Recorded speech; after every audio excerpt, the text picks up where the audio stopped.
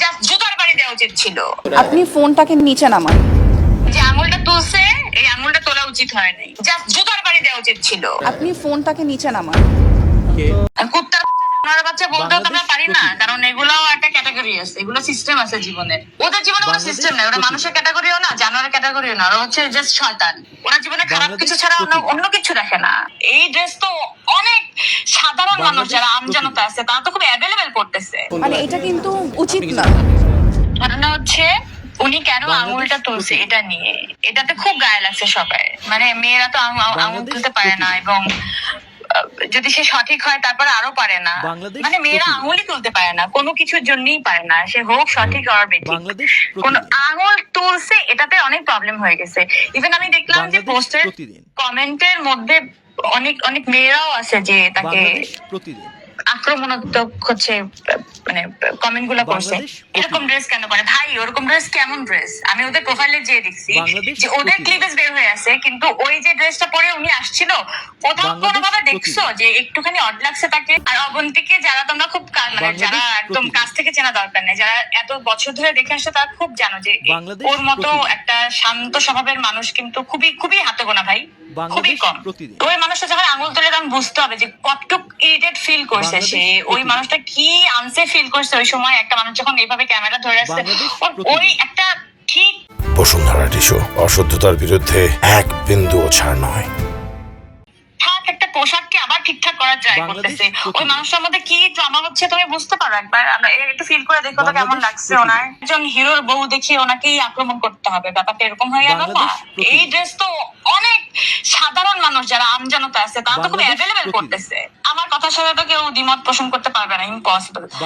এই ড্রেসটা খুবই মার্জিত, এবং হয় না যে এমন না যে খুব ক্লিভেজ দেখা যাচ্ছে, মানে একটু টেনে টুনে ঠিকঠাক করতেছে, তা তো না। উনি কি আনসেফ ফিল করা মানে করতেছিল, দ্যাটস ওয়াই ও বারবার মানে কি করবে বুঝতে পারতেছে। ভাই এই ড্রামাটা অনেক বড় ড্রামা, এটা কেন হইলো আমি জানি না। মানে ওদেরকে তোমরা কেন অ্যালাউ করো? তোমার প্রফেশনাল ক্যামেরার যারা ছিল ওইখানে, লোকজন যারা ছিল, তাদেরকে এই লোকজন কেমনে ওদের মধ্যে ঢুকে, আমি এটা বুঝি না ভাই। আমি টিগার আউট হয়ে গেছি, মানে আমি নিতেই পারি না এই বিষয়টা। কিছুই নয় যে আঙুলটা তুলছে এই আঙুলটা তোলা উচিত হয় নাই, জাস্ট জুতার বাড়ি দেওয়া উচিত ছিল। বুঝছো? মানে ভাইরাল করতেছে ওরে, কিন্তু যে আসলে ক্যামেরাটা ধরছে ওরা থানায় যেটা জুতার বাড়ি দিলে ওর আরামসে ওর ভাইরালটা হয়ে যেত, দেখতো যে কেমনে ওর জীবনটা ভাইরাল হচ্ছে। বাংলাদেশ প্রতিদিন ও তো চাইছিল এটা করতে, ওর জীবন ডলার কামাইতে। আই ডোন্ট নো মানে কি চায় ওরা, ভিউ চায় নাকি মানুষকে মানে অসম্মান করতে চায়, আই ডোন্ট নো। আমি আসলেই বোধগম্য না আমার এটা। কুত্তার বাচ্চা বাচ্চা বলতেও তো আমরা পারি না, কারণ এগুলাও একটা ক্যাটাগরি আছে, এগুলো সিস্টেম আছে জীবনের। ওদের জীবনে কোনো সিস্টেম নাই, ওরা মানুষের ক্যাটাগরিও না, জানোয়ারের ক্যাটাগরিও না, ওরা হচ্ছে জাস্ট শয়তান। ওরা জীবনে খারাপ কিছু ছাড়া অন্য কিছু দেখে না, ওরা সুন্দর দেখে না, ওরা ভালো দেখে না, ওরা অন্য কিছু দেখে না, ওরা শুধু খারাপ দেখে। তো যারা খারাপই ফাইন্ড আউট করতে চায় তাদেরকে তুমি কিছু বলতে পারবে না, তাদেরকে হচ্ছে একদম মানে জায়গায় শাস্তি করে দেওয়া। মানে আমার অনেক রাগ লাগতেছে ভাই, আমি কিছু বলতে পারতেছি না, অনেক কষ্ট লাগতেছে। অবন্তী কেমন একটা মানুষ, মানে তোমরা তো সচরাচর অনুষ্ঠানে দেখছো, কিন্তু আমি তো খুব পার্সোনালি চিনি। এমএটার কি হচ্ছে তো মানে এটা তো ধারণার বাইরে ভাই। ও খুব সলিড একটা পার্সন, খুবই নম্র, খুবই ভদ্র, ও কোনো কন্ট্রোভার্সির মধ্যে নাই। কি ওরে যদি এটা মাথায় বাড়িও দিয়ে যাও, পিছনে ফিরে তাকাবে না কে মাথায় বাড়িটা দিচ্ছে। অনেক খারাপ লাগছে, আমি বলে বুঝতে পারবো না।